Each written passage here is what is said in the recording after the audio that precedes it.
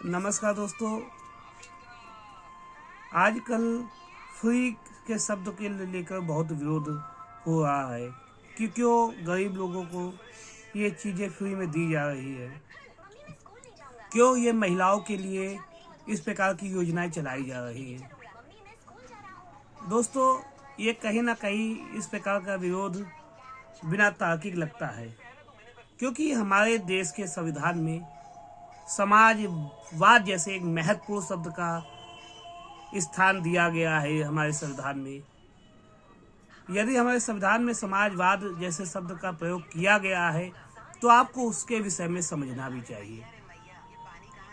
यदि आप अपने को मानते हैं कि हम समाजवाद विचारधारा से प्रभावित नहीं है और हमारे देश की विचारधारा में किसी भी प्रकार का कोई स्थान समाजवाद के लिए नहीं है, यहाँ पर दोस्तों निश्चित करना चाहूँगा और बताना चाहूँगा, ये समाजवाद किसी पार्टी से जुड़ा हुआ नहीं है।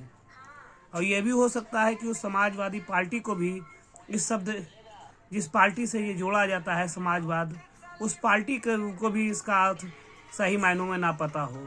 इसलिए कृपा करके इस शब्द को उस पार्टी से जिसके नाम के आगे कोई भी पार्टी हो, समाजवाद जुड़ा हो, तो उसको पूरी विचारधारा उसकी अगर हाँ ये हो सकता है कि वो अगर इसके लिए प्रयास करते हैं और इस प्रकार की बात करते हैं जो समाजवाद विचारधारा में परिभाषित की गई है, तो उनके लिए भी ये अच्छा रहेगा कि वो नाम के साथ काम भी करते हैं।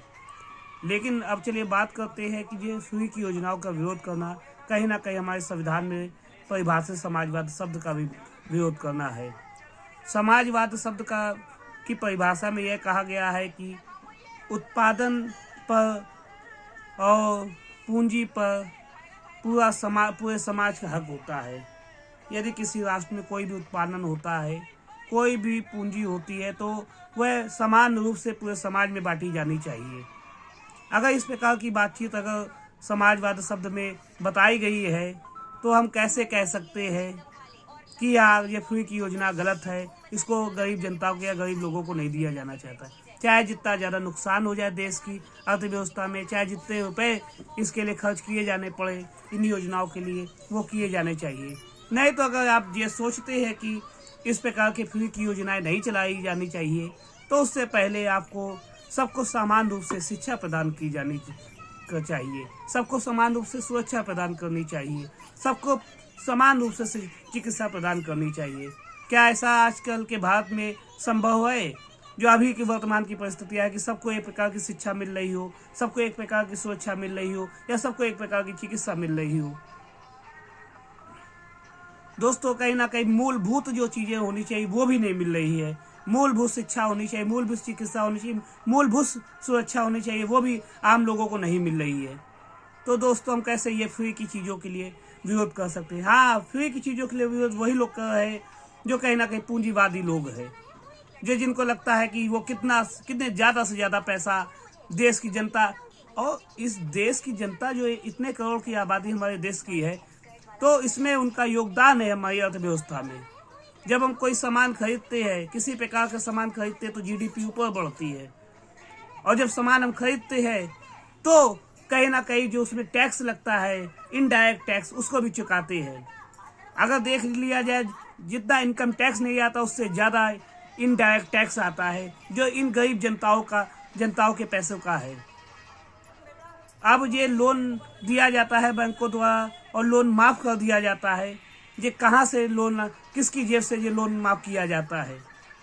दोस्तों, कहीं ना कहीं इस प्रकार की जो फ्री की योजनाएं हैं, उनको बंद करने से पहले सबसे पहले जब 3 चीज़ों की आप व्यवस्था कर देंगे आम जनताओं के लिए, तो वो अपना खुद ही उत्पत्ति कर लेंगे, खुद ही कमा खा लेंगे।